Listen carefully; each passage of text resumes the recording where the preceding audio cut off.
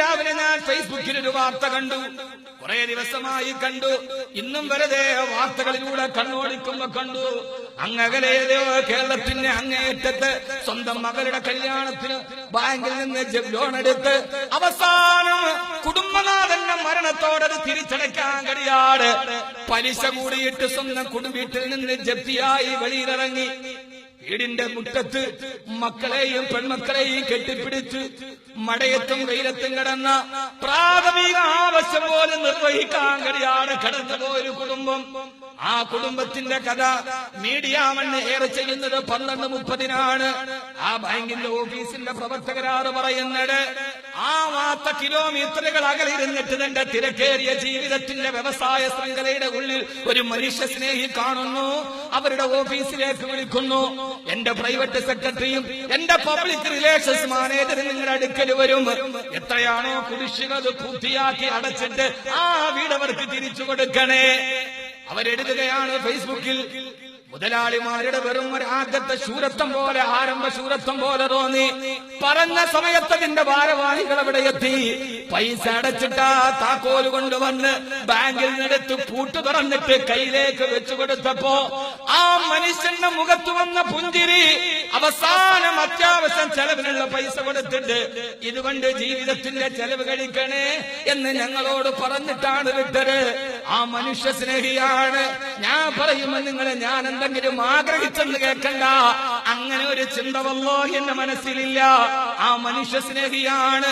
അറിയുന്നോറും അടുക്കുന്നോറും എന്നെ വിസ്മയിപ്പിച്ച നമ്മുടെ ബഹുമാനപ്പെട്ട MA യൂസുഫ് അലി സാഹിബ്. എത്രയെത്ര മനുഷ്യത്വത്തിന്റെ കഥകൾ സഹോദരങ്ങളെ. അല്ലാഹു തന്നാലല്ലാതെ നമുക്ക് സ്വീകരിക്കാൻ കഴിയില്ല.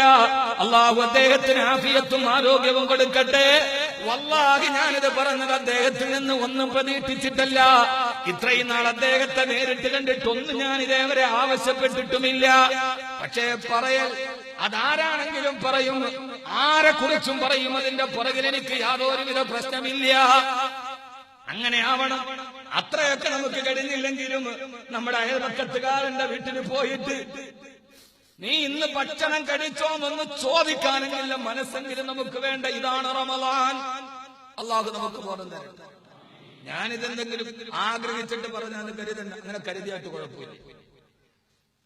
ഇന്നീ വാർത്ത ഫേസ്ബുക്കിൽ കണ്ടപ്പോ ആ വാർത്തയ്ക്ക് കമന്റ് ചെയ്ത ആളുകളുണ്ട്. ധാരാളം ഹൈന്ദവ ക്രൈസ്തവ സഹോദരങ്ങൾ അദ്ദേഹത്തെ അഭിനന്ദിച്ചുകൊണ്ട് ഒരു ജോൺസൺ എന്ന് പറയുന്ന ആളെ കമന്റ് എഴുതിയത്, ദൈവത്തിന് പല മുഖങ്ങളുണ്ട്, ആ മുഖങ്ങളിൽ ഒന്ന് താങ്കളാണ്. അദ്ദേഹത്തിന്റെ വിശ്വാസപ്രകാരം പറഞ്ഞ. പക്ഷെ അതിനകത്ത് വന്ന ആകെ കുറെ മുസ്ലിങ്ങളുടെ കമന്റിൽ ഒരാൾ കമന്റ് ചെയ്ത് കോപ്പ അമേരിക്കയുടെ ലിസ്റ്റ് അവൻ അയച്ചു കൊടുത്തതിനകത്ത്. ഞാൻ വെറുതെ പോലെ നിങ്ങൾ എടുത്തു നോക്കി, അതിലൊക്കെ നോക്കുന്ന ആളാണ്. അതിനകത്ത് എല്ലാവരും അദ്ദേഹത്തെ അഭിനന്ദിച്ചപ്പോ നമ്മുടെ സമുദായത്തിൽപ്പെട്ട ഒരാളുടെ കമന്റ് കോപ്പ അമേരിക്കയുടെ ലിസ്റ്റിന്റെ ഫേസ്ബുക്കിൽ ലിങ്ക് അദ്ദേഹം അതിനകത്ത് കമന്റ് ആയിട്ട് അയച്ചു കൊടുത്തു. ഇങ്ങനെയാണ് നമ്മൾ. എന്റെ പ്രിയപ്പെട്ട സഹോദരങ്ങള്, ഇപ്പൊ എന്ത് വിചാരിച്ചാലും കുഴപ്പമില്ല. എന്നെ സംബന്ധിച്ചോളം ഞാൻ പറയുന്ന കാര്യത്തിൽ നിലപാടുള്ള ആളാണ്. പിണറായി വിജയൻ മുഖ്യമന്ത്രിയായപ്പോ ഞാൻ അതിനു മുമ്പ് ഒരു 2 വർഷം മുമ്പ് ഞാൻ അദ്ദേഹത്തിന്റെ സദസ്സിൽ പ്രസംഗിച്ചിട്ടുണ്ട്. ഒരു കാര്യത്തിൽ എനിക്ക് അദ്ദേഹത്തോട് ബഹുമാനമുണ്ട്. പറഞ്ഞ കാര്യത്തിൽ അങ്ങനെ തന്നെ നിലനിൽക്കുന്ന ആളാണ്. തിരുത്തി പറയില്ല. അത് കേട്ടപ്പോ ആരോ പറഞ്ഞ ഇനിയിപ്പോ അങ്ങോട്ട് ചാഞ്ഞാൽ മതി. ആയിക്കോട്ടെ.